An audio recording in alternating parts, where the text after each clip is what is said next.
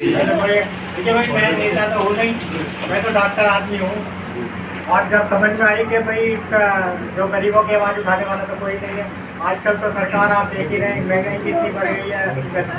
और आप ये तो हिंदू मुस्लिम बीजेपी सरकार तो लगातार हिंदू मुस्लिम सरकार लगा रही है, देश को बर्बाद कर रही है।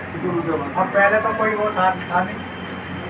तो इसी मुद्दे पे जो हम जागरूक हुए, जब पढ़ा सारा कैसे देश विभाजित हुआ है, जब से सारी तो ये है कि अभी क्या है, अभी आप जो है बीजेपी से परेशान हैं, तो क्या भाई कांग्रेस को वोट दे दें।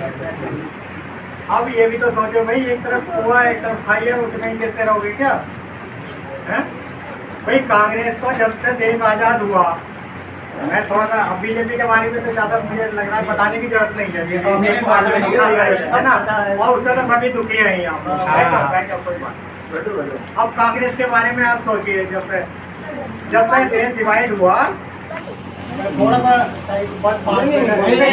जब आपकी समझ में आ जाएगी ना, तो आप समझ में आओगे कि कांग्रेस भी के मुसलमानों के लिए और मुस्लिम समाज के लिए और जो गरीबों के लिए, हम जो है सबका समाज, हमने भी बहुत कुछ झेला है। तो इस देश में सबसे ज़्यादा जो मतलब क्या करें परेशानी हो रही है, सबसे ज़्यादा जो दबाया जा रहा है, या तो मुस्लिम समाज की दबाया जा रहा है, या हमारे संस्कार समाज दलित समाज का संस्कार।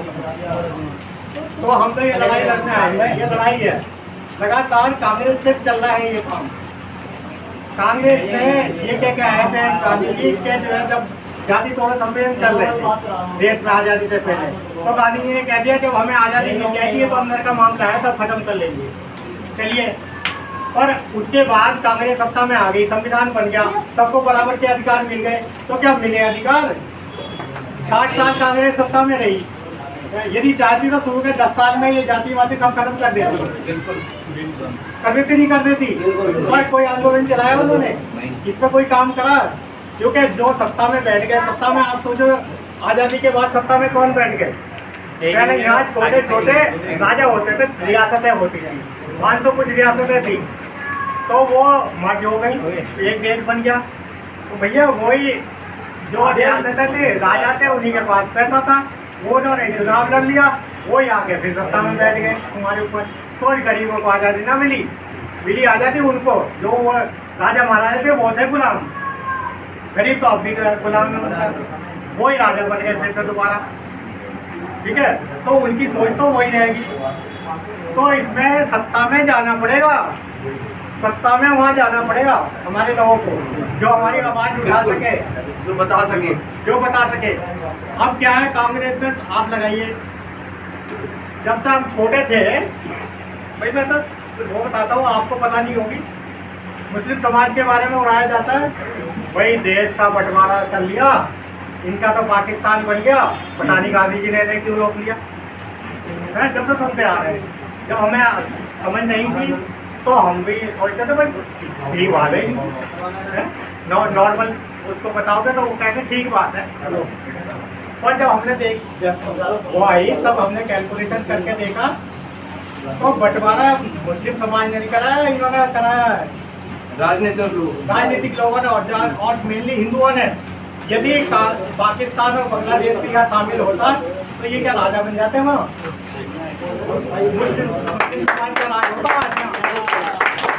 होता नहीं होता। इसी बात के लिए मैं एक उपलक्ष्य में एक ही बात कहना चाहूँगा कि हम मुसलमान और साथ में एक बिरादरी हमारी साथ में जुड़ के आएगी ना, तो फिर हमें पता चलेगा कि हम कौन है। एक बार अपना महसूस कराएं हम कि बोले हम मुसलमान हैं, तो हमारी कीमत क्या है, 130 करोड़ में हमारी वैल्यू क्या है। तो हम वो शब्द एक बार इस्तेमाल करना चाहते हैं कि बोले हम मुसलमान हैं, तो हम साथ में हैं। तो बस एक बार वैल्यू आ जाए सामने, जब तक आपकी सत्ता में नहीं जाएगा आपका कोई रिप्रेजेंटेटिव, तो तब तक आपके कोई नहीं बोल सकते, कोई जो पूछने वाला नहीं है। कांग्रेस की हिस्ट्री तो चलो आपकी बात आ गई बीच में। आज जो है बहुजन समाज पार्टी ने दिल्ली में कितनी सीट है लोकसभा की? 7 सीट है। 7 में से 3 मुस्लिम भाई खड़े हैं। आपको शायद मालूम है या नहीं मालूम, पार्टी ने इस बार 3 7 में से 3 आपके कैंडिडेट खड़े करे हैं, फिर भी थोड़ा डर तो होता ही है ना। हैं? तो इससे कोई और पार्टी खड़ी कर सकती है? नहीं। तो उसमें बराबर की भागीदारी दे रहे हैं, कोई और पार्टी ने दिया। जितने जो है यूपी में देख लीजिएगा आप, अपने आप देखिए, जितने बहुजन समाज पार्टी के कैंडिडेट खड़े हैं, हिस्सेदारी दी है, इतनी किसी और ने नहीं दी।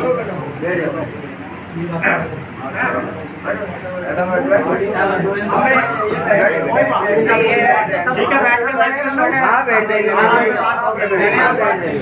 कोई बात नहीं, मैं तो खड़े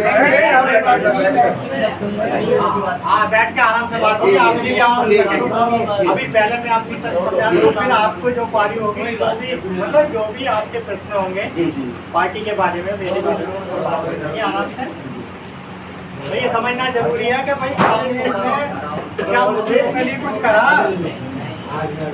जो आजादी के बाद स्थिति थी उससे तो बहुत बदतर हो गई मुस्लिम समाज की। और दूसरी बात, जो मुस्लिम समाज के लोग यहाँ रह गए तो वो कोई विदेशी थोड़ा ही है। 800 साल तक मुगलों का राज रहा है इस पे देश में, उनकी तो पीढ़ियां तो बने यहाँ रफाना नहीं है। कोई आप विदेश से नहीं आ गए हो, नहीं गए हो, तो वो कौन होते हैं कहने वाले, निकालने वाले? और जो मुस्लिम समाज यहाँ रह गया वो ज्यादा देशभक्त है जो उधर चला गया? जो यहाँ रह गए वो ज्यादा देशभक्त है।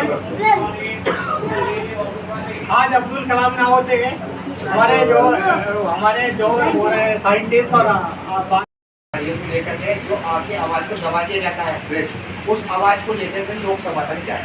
और लोकसभा तक भाई कैसे जाएंगे? जब हम लोकसभा का समर्थन करेंगे। गाड़ी कब चलती है भाई? जब उसके अंदर हम लोग पेट्रोल डालते हैं, ये भी चलती है ना। इसी तरह से आपसे मान के चलो, ये बोर्ड में आपको पेट्रोल मांगना है, ये गाड़ी है और ये गाड़ी वहाँ जाएगी जहाँ आपकी मंजिल होगी।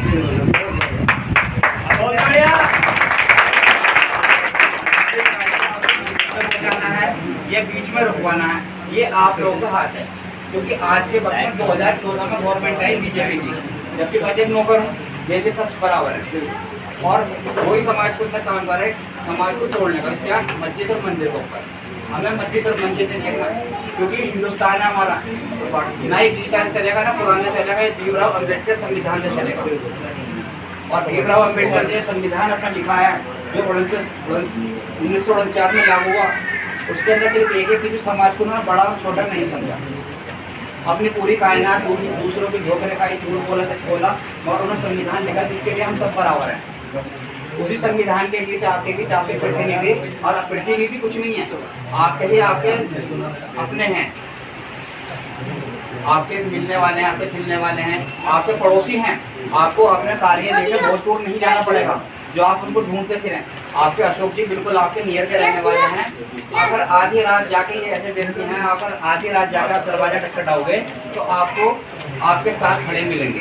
हमें लोगों को ऐसा ही आदमी हमारे बीच में चाहिए। हम किसी गवर्नमेंट से हम कुछ नहीं मांगते, सिर्फ 2-3-4 चीज़ मांगते हैं, बिजली, पानी, सड़क और रोजगार। क्योंकि हम लोग गरीब आदमी, हमारे पास आज के वक्त में रोजगार नहीं है। अब कितनी बड़ी बात की विधानसभा में, लोकसभा में लेकर कौन जाए? आप और हम नहीं जा सकते। इसीलिए पिछली बार आपके सामने आई है और यही आपकी गाड़ी को वहाँ तक लेके जाएगी मंजिल पे।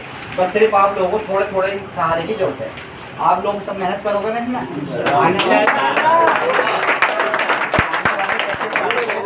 अशोक जी का जो चिन्ह है वो बहन मायावती का हाथी है। आपको अपना कीमती वोट और अपना कीमती वक्त निकाल के आपको अपना ही समर्थन करना है। आप इनका समर्थन क्या करें? अगर आपको अपने बच्चों का अपना भविष्य बनाना है तो एक नए भविष्य को चुनने की कोशिश करें। और कैसे करेंगे? जब हम आगे बढ़ेंगे। आगे कौन बढ़ाएगा? एक मार्ग होता है, मार्ग दिखाने वाले आपके पीछे बैठे हैं। कहते ना गांधी जी के पीछे काफी सारे व्यक्ति चल लेते, वही समझिए गांधी जी आपके बीच बैठे, हम उनके पीछे व्यक्ति चलने वाले, ये हमें रास्ता दिखाने वाले। तो हमें क्या है ना, इनके साथ चलना है। अब बाकी भाई देखो आपके हाथ है, और बाकी दो शब्द आपके बीच में कहेंगे है क्या नहीं, बहुत दूर से आए हैं, आप भी सब सुन लीजिएगा।